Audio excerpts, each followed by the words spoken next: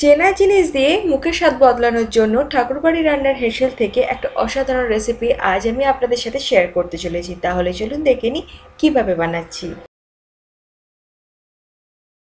তার জন্য আমি এখানে ছোলার ডাল নিয়েছি এক বাটি। ফুটন্ত গরম জলে ছোলার ডালটাকে আমি 1 ঘন্টা ভিজিয়ে রেখেছিলাম, দিয়ে ভালো করে জল চেঞ্জ করে ধুয়ে নেওয়ার পর এটাকে আমি সেদ্ধ করব। তার জন্য একটা প্রেসার কুকারে ডালগুলোকে ঢেলে দেবো, দিয়ে সামান্য একটু নুন দিয়ে 2টো হুইসেল দিয়ে নেব। তবে সব ডাল কিন্তু 2টো হুইসেলে সেদ্ধ হয় না, সেটা অবশ্যই নির্ভর করছে ডালের ওপর, তাই একটু চেক করে নিতে হবে। এবার আমি একটা পেস্ট বানাবো। একটা মিক্সার জারে আমি একটা বড় সাইজের পেঁয়াজ ছোট ছোট করে টুকরো করে নিয়েছি, সেটা দিয়ে দিলাম। আর দিয়ে দেবো 1 ইঞ্চি মতো আদা একটু কুচিয়ে নিয়েছি, সেটা দিয়ে দিলাম। আর দিয়েছি ঝাল মতন কাঁচা পাকা লঙ্কা। এবার এটাকে আমি ঢাকা দিয়ে একটা স্মুথ পেস্ট বানাবো, কিন্তু জল ছাড়া। এদিকে ডালটা আমার সেদ্ধ হয়ে গেছে। এবার আমি ডালটাকে একটা স্ট্রেনারের মাধ্যমে ছেঁকে নেব। জলটা কিন্তু ফেলে দেবো না, জলটা আমি পরে একটু একটু করে রান্নায় ব্যবহার করব। কড়াইয়ে সাদা তেল দিয়ে তেল আমি খুব ভালো করে গরম করে নিয়েছি। এবার আমি 2টো ডিম সেদ্ধ করে খোসা ছাড়িয়ে রেখেছি, সেটা এবার দিয়ে দেব। ঘুরিয়ে ফিরিয়ে হালকা করে আমি একটু ভেজে নেব ডিমগুলোকে। ডিমগুলো আমার হালকা করে ভাজা হয়ে গেছে। এবার আমি এই ডিমগুলোকে তুলে নেব। সেম তেল, তাতে এবার দিয়ে দিচ্ছি আমি পেঁয়াজ আদা আর কাঁচা লঙ্কার যে পেস্টটা বানিয়েছিলাম সেটা দিয়ে দিলাম। দিয়ে এবার আমি মিডিয়াম ফ্লেমে পেঁয়াজটাকে একটু ভেজে নেব। হাই ফ্লেমে ভাজবো না, তাতে পেঁয়াজটা পুড়ে যেতে পারে, তাই মিডিয়াম ফ্লেমে পেঁয়াজটাকে আমি হালকা করে একটু ভেজে নেব। পেঁয়াজটা আমার ভাজা হয়ে গেছে। এবার আমি এতে অ্যাড করব হলুদ। এখানে আমি 1 টিস্পুন হলুদ দিলাম। হলুদটা দেওয়ার পর মশলাটা একটুখানি শুকনো শুকনো লাগছে, সেই জন্য ডালটা সেদ্ধ করার সময় যে জলটা আমি স্ট্রেনারের সাহায্যে আলাদা করে রেখেছিলাম সেই জলটাই ব্যবহার করছি।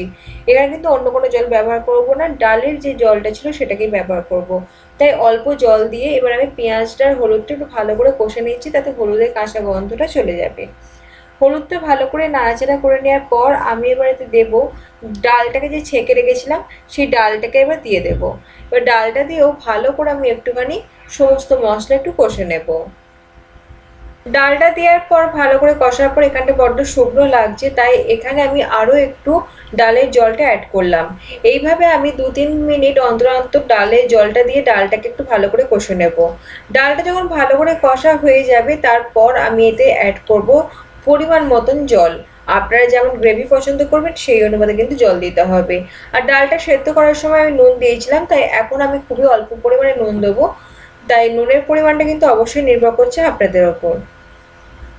নুনটা ভালো করে মিশিয়ে নেওয়ার পর আমি এবার এটাকে মিডিয়াম ফ্লেমে 3 মিনিটের জন্য এটাকে ফুটতে দেবো, তাতে গ্রেভিটা একটু শুকনো হয়ে যাবে।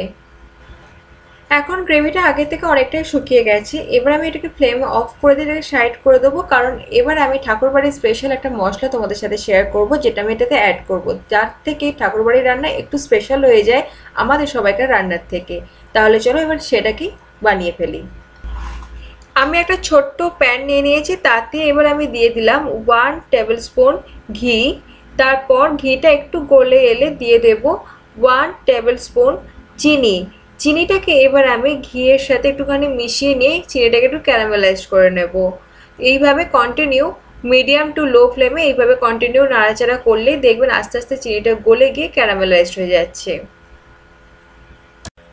চিনিটা এখন অনেকটাই লাল হয়ে গেছে। এবার আমি এতে অ্যাড করব ডাল সেদ্ধ করা জলটা, যেটা আমি আরও একটু আলাদা করে রেখেছিলাম, সেটা এবার আমি দিয়ে দেব।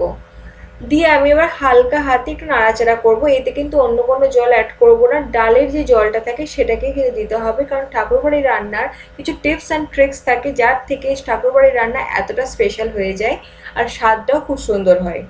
এই জলটা দিয়ে এবার হালকা করে একটু নাড়াচাড়া করলে চিনি দেখবেন আস্তে আস্তে একটু নরম হয়ে যাচ্ছে, গলে যাচ্ছে, কারণ ঠান্ডা জলটা গরমে পড়লে চিনিগুলো একটু শক্ত হয়ে যায়। তাহলে কিন্তু এটা রেডি হয়ে যাবে। এবার আমি ওই জলটা যেটা বানিয়েছিলাম স্পেশাল, সেটা এবার ডালের ওপর দিয়ে দেব। দিয়ে এবার ফ্লেমটাকে একদম কমিয়ে দিয়ে জলটাকে খুব ভালো করে ডালের সাথে একটু মিশিয়ে নেব।